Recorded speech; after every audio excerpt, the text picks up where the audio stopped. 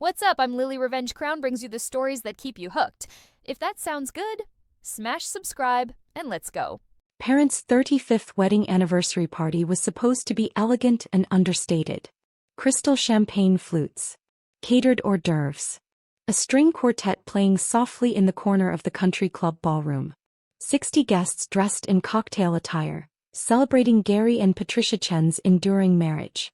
And my sister Vanessa, holding court near the dessert table, explaining in excruciating detail why she'd chosen Belgian linen for her new sectional sofa. The fabric has this beautiful natural texture, she was saying to a captive audience of 3 cousins and my Aunt Helen.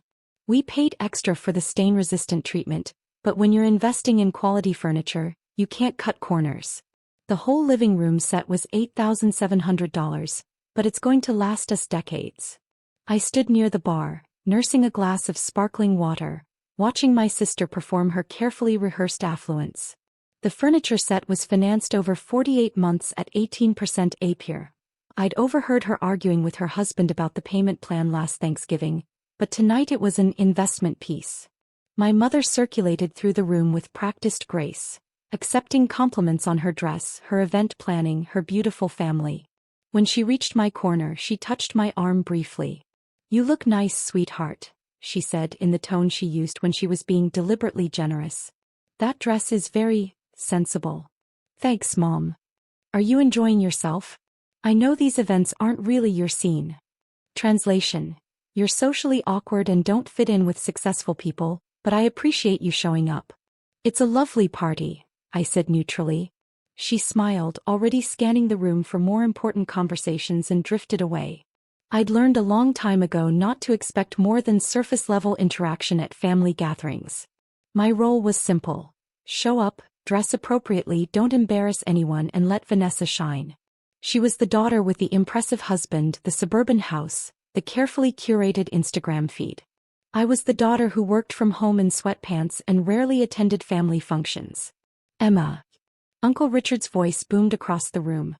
He was my father's younger brother, a former tech executive who'd retired to Scottsdale at 55.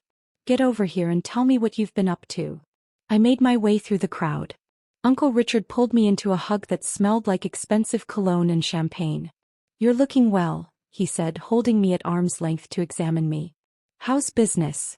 "Good. Busy." "Still doing that consulting thing?" "Yeah. Independent technology consulting." He nodded enthusiastically. That's right. System architecture, wasn't it? Database optimization. Legacy system migration and cloud infrastructure, mostly." "Sounds incredibly boring," Vanessa interjected, appearing at my elbow with a champagne flute. "No offense, Emma, but I could never sit at a computer all day. I need human interaction." Uncle Richard's eyebrow quirked up. He'd always been perceptive. "Boring work can be quite lucrative, though. Speaking of which," he raised his champagne glass slightly higher, his voice carrying across the immediate vicinity. "Congratulations on that consulting fee from Microsoft. $720,000 for a 6-month engagement. That's incredible, Emma." The conversations around us stopped. Vanessa's hand froze halfway to her mouth, champagne glass suspended in midair. My parents, who'd been talking to the mayor near the fireplace, both turned simultaneously. My mother's eyes went wide. My father's expression cycled through confusion, disbelief, and something approaching panic. "Consulting fee?" my mother whispered, but in the sudden silence it carried. I set down my water glass, straightened the silverware on the cocktail napkin beside it, took a slow, deliberate breath. "Thank you, Uncle Richard," I said calmly. "The Microsoft project's been challenging but rewarding." He beamed. "I should think so. Enterprise-wide cloud migration for their Azure government division. That's not small potatoes. When you called me for advice on the contract negotiation, I told you not to undersell yourself. Looks like you listened." Vanessa found her voice first. $700,000? "Well, $720,000 over 6 months, so about $120,000 monthly," Uncle Richard clarified helpfully. "Though I imagine the actual hourly breakdown is higher considering it's not full-time work." "What are you billing, Emma?" $400 an hour? $500. $450, I said. The contract includes some performance bonuses that could push it higher, but the base is $720,000. My father appeared beside me so quickly he must have teleported. Emma, what is Richard talking about? My consulting contract with Microsoft. We're migrating their legacy federal systems to a new cloud infrastructure. It's a complex project involving security clearances and compliance requirements. They needed someone with my specific expertise. Since when do you work with Microsoft? My mother's voice had a strained quality, like she was trying to smile while being strangled. Since January. The contract runs through June. Aunt Helen leaned in. What does a technology consultant actually do, dear? Uncle Richard answered before I could. Emma specializes in legacy system migration. She takes old, complex computer systems, the kind that run government agencies and Fortune 500 companies, and moves them to modern cloud platforms without losing data or functionality. It's incredibly technical work. Most people can't do it. Oh, Aunt Helen said, clearly still confused but trying to be polite. Vanessa was doing mental math, her lips moving slightly. That's more than Derek makes in 2 years. Derek has an MBA from Wharton. Derek works in corporate marketing, I said mildly. Different field, different compensation structure. But you didn't even finish your master's degree. I left the graduate program because I got my first consulting contract. The client offered me $90,000 for 3 months of work. It seemed more practical than taking on student debt for a degree I didn't need.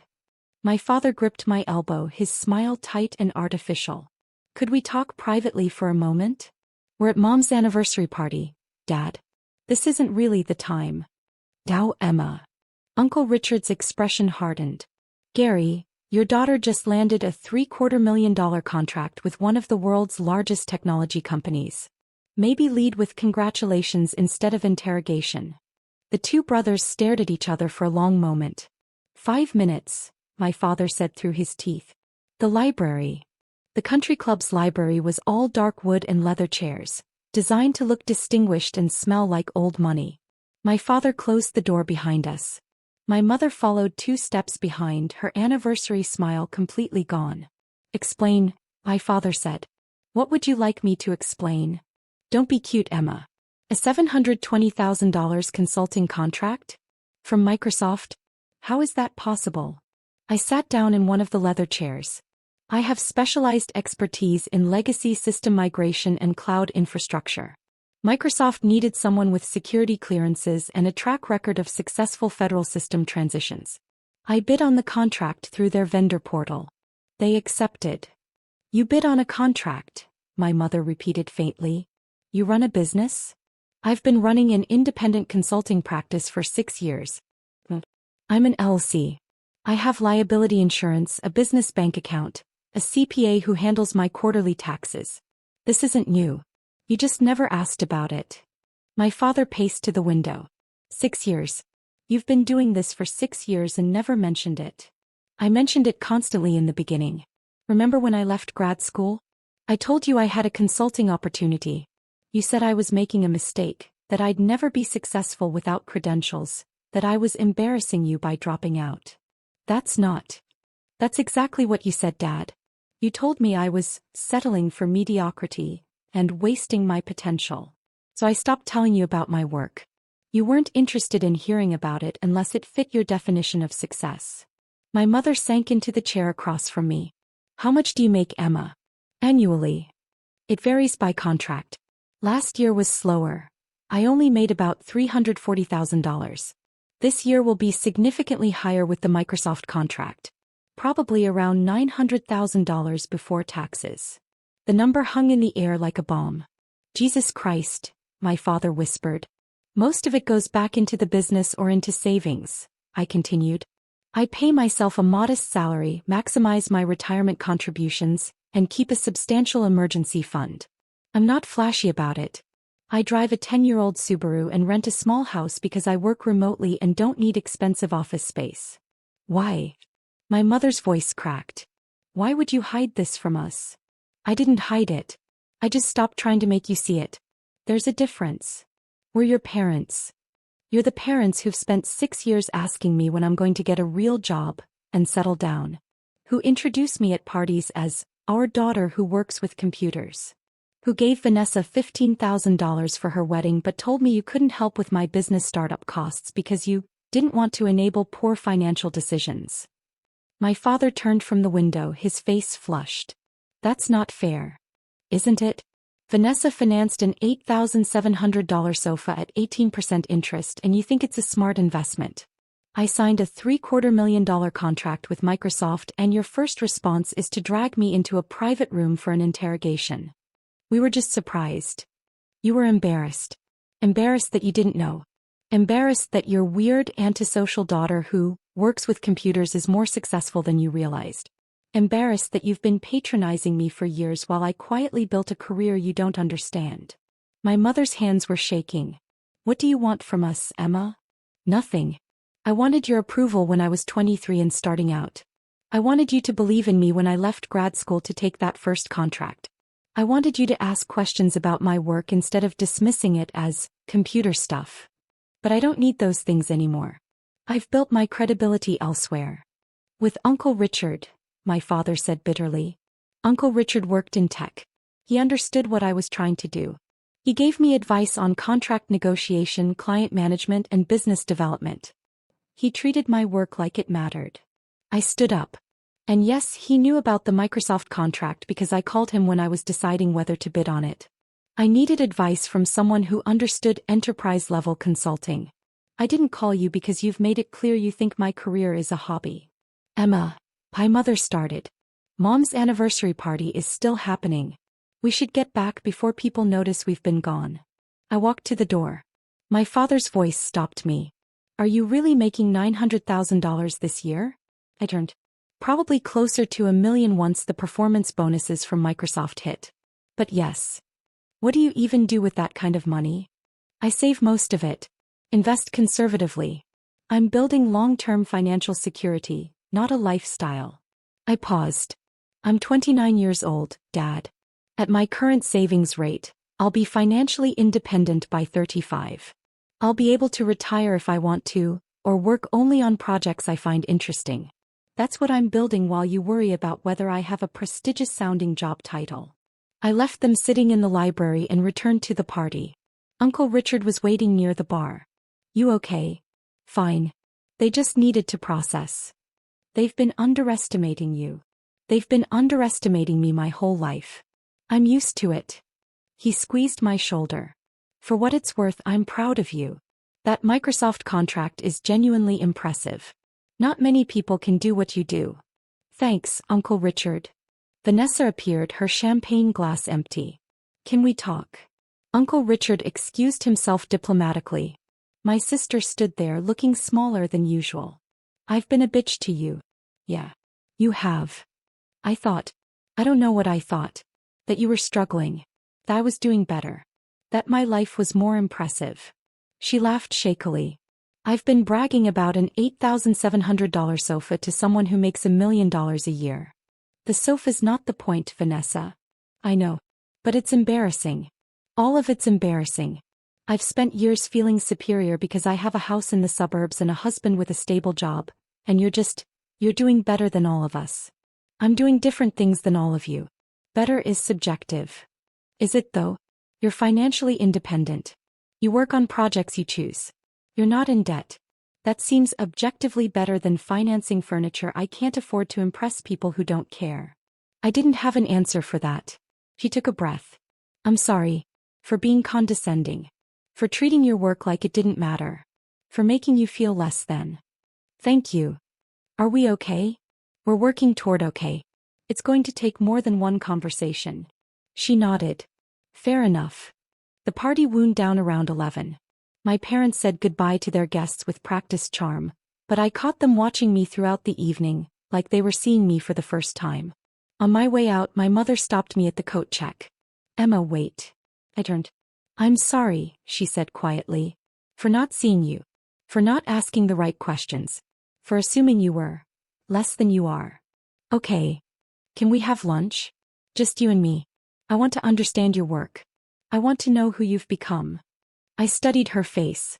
She looked tired and sincere and sad. Yeah, Mom. We can have lunch. Her eyes filled with tears. Thank you. 6 weeks later, I was back at my standing desk in my small rental house, on a video call with the Microsoft project lead. "The migration's ahead of schedule," she said. "The federal compliance team is thrilled.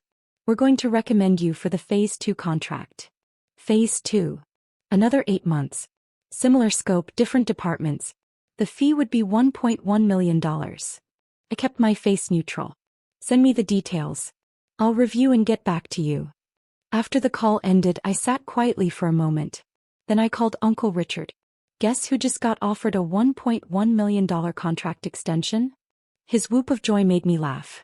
I had lunch with my mother every other Thursday now. She asked questions about my work, really listened to the answers. We were rebuilding something slowly. My father still struggled with it. He'd built his identity around being the successful one, the patriarch who guided his children. Having a daughter who didn't need his guidance or approval was destabilizing. We were working on it in family therapy. Vanessa and I were talking more. Real conversations about money, values, and what we actually wanted our lives to look like. She was starting to question the consumption treadmill she'd been running on. It was progress. The Microsoft contract was going well. My business was thriving. My savings rate was aggressive. And at my parents' anniversary party, I'd finally stopped being invisible. Sometimes that's all you need. To be seen. To have someone raise a champagne glass and say your name and acknowledge what you've built. Uncle Richard had given me that gift. The rest was up to me to maintain. And I was doing just fine.